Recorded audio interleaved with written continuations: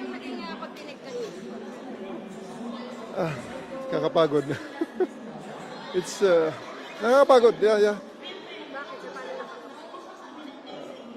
We have a lot of, nakakapagod and, it's also a relief for us to be able to air our side to the media and to of course, to the Senate. Sir, na-pressure ba kayo dun sa tatlong senador? Paulit-ulit na appeal nila na umalis na po kayo dun sa KOJC po. Of course, there's always that effect on us. Sir, sorry. Pwede po bang para lang, sorry sir, did you feel any pressure from those senators po appealing na umalis po kayo doon sa... Pasensya na kayo, palagay ko bad breath na ako dahil matagal akong hindi nakainom ng tubig at nanunuyo na lalamunan ko. Pero, of course, tatlong senador yun eh. So, the pressure is always there. The effect is always there that we have to consider what they're saying even though, it may run against the operational procedures, it may run against our sworn duty. So, andun talaga, dagdag na isipin kumbaga. Sir, are you going to continue with your operation? Yes, of course. No question about that. We will... Kanina open nakapasok ang mga media ron Yeah, but we will continue exploring that place and we will cordon it again as the need arises. Sir, nagkasundo kayo sa Proton Relic? Napagkasundo niya ba? That portion is canalizing us into one instrument. As I've said before, masyado namang tricky question yun. Hindi naman po pwede yun i-surrender namin ang buong operation dahil lang sa isang napili ni Atty. Torion na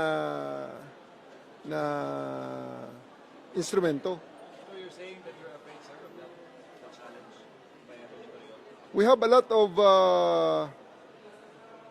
a lot of instruments, MJ, and I will not allow that we will be tricked into that corner by your lawyer and debunk all others of all other equipment.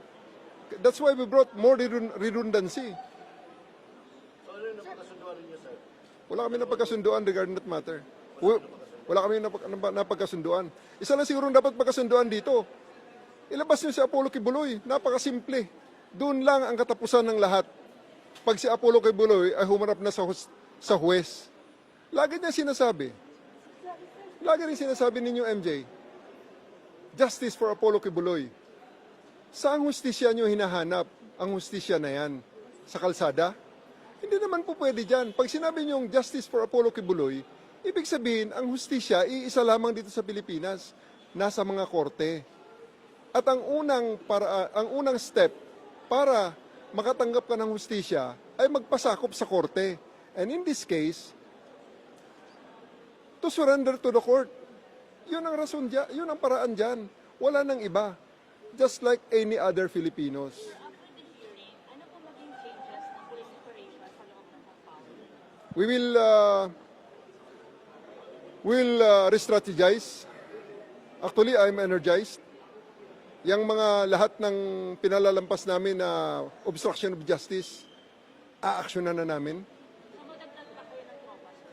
Madadagdagan ang aresto, sigurado. Sir, are you going to continue the... Sir, you said about hard arrest. As the Can need, you expand on that? as the need arises, we will do whatever it takes. We will do whatever is needed to catch Apollo Kibuloy in that compound. Sir, regarding the obstruction of justice, Continue the digging, sir. Yes, we will be. The search will be conducted on our own terms, not on theirs. Nakita nyo naman eh. Sir, can you expound lang yung sinasabi mong obstruction of justice pag hindi pa rin nakipag-cooperate yung hard arrest you were saying about that? Can you expound on it? We will arrest anybody who obstructs the job of the policeman. So are we expecting casualty? We are. We don't have any other information that states otherwise. All the information that we have right now, nandiyan sa loob. Sir, aarasin niyo yung nag-obstruct. How are we expecting casualty? Continue with the digging. As the need arises. General, yung mga recommendation ninyo yung alis yung mga pag-asipas sa kung hindi sila alis, sigurado makakapag That's our recommendation. They can heed it or not. But we have ways to enforce that if the need arises. hard arrest tayo. Basta may obstruction of justice, huhulihin na namin ngayon. Magtatrabaho ng maigi 24 hours ang ating mga arresting officers. Ano po ang directive na ng national office after this? Wala pa naman. Wala pa naman. It's all on my call. So what can we expect tomorrow, sir? Not tomorrow, tonight. Tonight, so are you going to natin walang simple pa yung hearing natin today, sir? Meron naman. We're very thankful for the initiative of the Senate of calling this hearing. It allowed us to air our side, which for the past 2 weeks is not heard because there are ethical restraints, there are legal restraints, and now we're able to freely show you what challenges we're facing every day. Kasi parang baliwala yung mga appeal ni Senator Marcos. Hindi naman sa baliwala. Of course, we consider the appeal of the good senator. We consider the appeal of the good senator. It's an input in the way we move forward in these operations. Sir, as to the number of the police inside, It will be always dictated by the operational needs and the operational conditions and the changes that will come over. sir, yung panawagan nilang access dun sa Cathedral, GMC, ano pong tugon niyo dun? Access naman, hindi naman. Dramatics na lang yun eh. Kasi at to this point, pumunta kayo sa Cathedral. At makikita niyo mga abogado nila doon nagbabantay sa lahat ng aming ginagawa. Diba? At saka sa dramatics na pinipigilan ng media. Kayo nakakaalam. You know the answers. Pag akong tanungin nyo, the media is everyday welcome in KOGC. However, that is not a decision that I can make considering that it is a private entity. Nakakapasok kaming pulis sapagkat kami ay armed ng search warrant and the rules of court allows us to break into this compound, into these enclosures, into these areas. However, kayong mga media ay wala niyan. Kaya lang, you can take the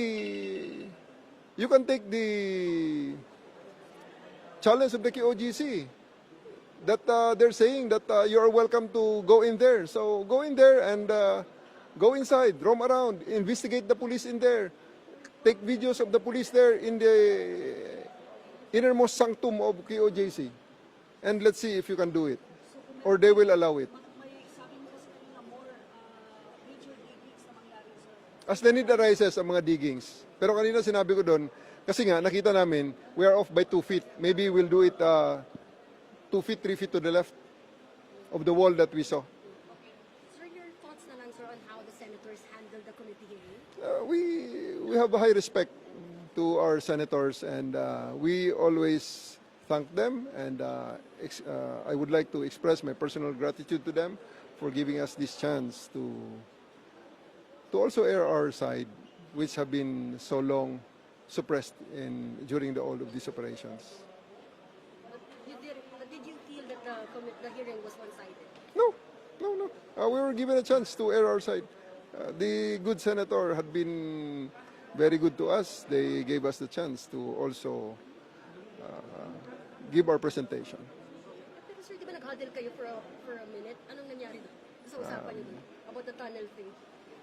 It's not about the tunnel. It's about a single instrument, which I do believe is canalizing us and limiting us to a single instrument, considering that we have brought in lots of instruments that they don't want us to use.